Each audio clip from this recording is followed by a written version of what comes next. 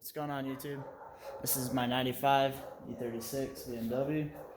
I've been wanting to turn it into a drift car for about 5 years, but due to working and everything else and family, I don't have much time for it. But that's all about to change this year. I went ahead and got myself a welder so that way I can tackle anything I got to do with it. And we're just going to get on with it here in the next couple months, hopefully. I'll keep you all posted on everything, but the whole car is going to be getting a tube chassis in the front and rear, full cage on the inside. The full engine build is going to be done by me, as well as the entire car.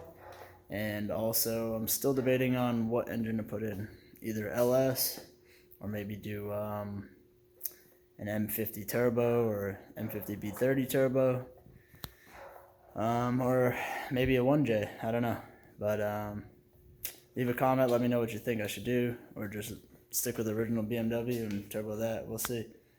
Alright, thanks.